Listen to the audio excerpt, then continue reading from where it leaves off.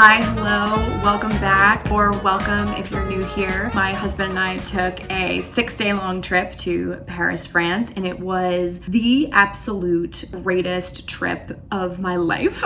So today I really wanted to bring you through what we did over the course of 6 days, activities we did, restaurants we went to, things we ate, all of that good stuff. Just kind of walk you through the entire trip, which hopefully will be great.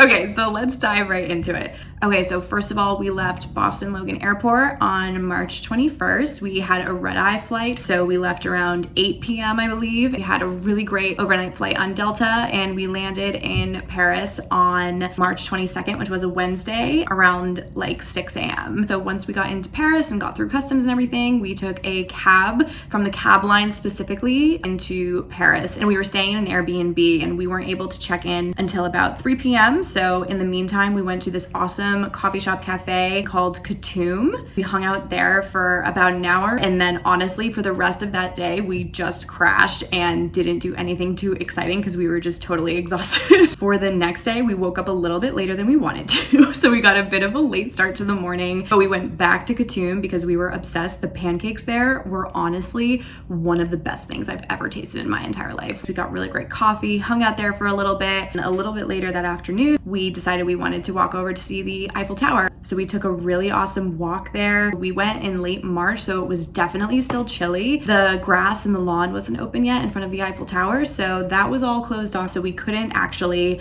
go on the grass or anything, but for us it was totally fine. We just wanted to make sure we were able to see it and get a bunch of awesome shots, which we did. Then after we took a bunch of pictures and after we had our time at the Eiffel Tower, we walked over to grab some dinner. We went to this restaurant called Chez Pippo, I want to say it's called Chez Pippo, Chezpippo, over by the Eiffel Tower, and it was so good. I got the bolognese. We had just the best little meal. Then we walked back over to see the Eiffel Tower sparkle. So pretty. I mean, it's just one of those things where it's so surreal. You just grow up knowing it's such an iconic structure, and so it was just really surreal to actually be able to see it in real life. So we stayed for a bit, and then we took a really nice walk home. Then for the next day, we originally had these plans to go to breakfast, but it was so nice out. We kind of just audibled and decided, you know what, actually we want to go for a walk. We want to just grab like a coffee and walk around. So that's what we did. So we stopped in and got some croissants from, I cannot pronounce this name, but I will put the name of it in a pin. I'm so sorry, but honestly, this was like the best pain au chocolat I've ever had in my life. It was one of those moments where, like in Emily in Paris, when she bites into the pain au chocolat and she's like, oh my God, this is amazing. Literally had that exact same moment, which was great. Then we went to Noir Coffee, just picked up some Americanos to walk around with. It started to sprinkle a little bit. That was the thing about being there during the time that we were, is it did rain on and off pretty frequently, but it was totally fine. It's one of those things where you just start to kind of accept, the weather, and you just still have a great time. It really didn't impact us at all. And then we started to make our way over to Café de Flore. It was really busy, so I didn't end up going inside, but just seeing the outside of it and just being there was just enough for me, and we're definitely gonna go back, so obviously I will be hitting that up the next time we go. Then we continued on our walk, and we decided we wanted to go to the Luxembourg Gardens for that day, so we started heading that way. The Luxembourg Gardens were absolutely beautiful as anticipated. Obviously, again, since we were there during the spring and just before everything really starts to bloom, nothing was really popping out in like a floral sense yet, but it was still so beautiful. We just loved it. We had the best time walking around. There was a bunch of dogs out, which was great. Then after that, we actually walked over to see where Emily in Paris is filmed. We got to see Gabrielle's restaurant. I got to see her apartment, which was also quite surreal. There were other people doing the same thing that were all dressed up. After we did that, we just walked right around the corner to the Panthéon area, and we got to see the museum. It was really cool to see. It was beautiful. It was a nice little respite. Then we continued on walking, and we really wanted to go see Notre-Dame. Obviously, it was under construction, but we were dying to see it and just see the outside. And there wasn't a ton of scaffolding at the top of it, which was great. So we were able to get some really great pictures. Then we walked over towards, I believe it's the Hôtel de Ville. Solid tip is if you are out in that area and you need a public restroom, there is a really solid public restroom within that mall next to the Hôtel de Ville. And after we walked around, we went back to our Airbnb for a brief respite. Later that night, we went to this restaurant called Anima, whichever it's called. It was great. It was honestly some of the best pizza Brendan and I have ever had. It was so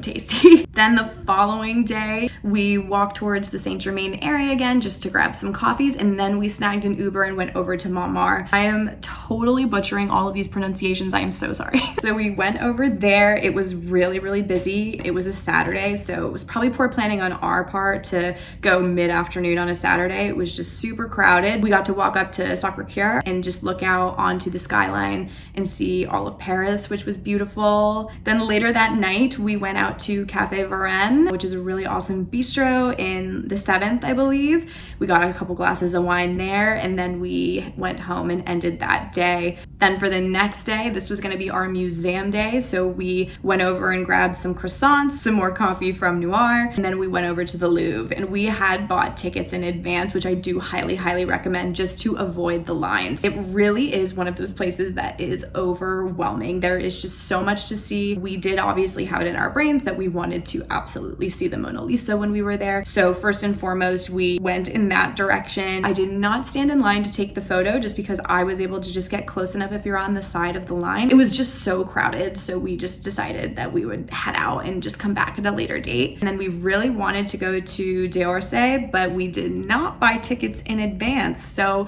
we were not able to get in because they were sold out and booked for the day. So that is top on our list for next time. Then for our last full day in Paris, we started the day back at Coutume, our favorite little coffee spot, and then we were planning to just walk around and see the Seine. So we walked all along the Seine. We walked back towards that Notre-Dame area and the Hôtel de Ville. So we just walked around a bunch over there. And then later that night, we decided we wanted to do that climb of the Arc de Triomphe so that we could see all of Paris. That's another one where you definitely should buy tickets in advance because then you can skip that big long line. So that's what we did. And then you climb up a bunch of these stairs. There actually are a lot. You basically climb all the way up to the top, and then when you get up there, you can see just like 360 views of Paris, which was just so beautiful. We got to see the Eiffel Tower. We got to see all of the different streets and the buildings, and it's just so beautiful. After we hung out at the Arc de Triomphe, we actually went back to Café Varenne. Can you tell that we just found a bunch of places we liked and we just kept going back to them?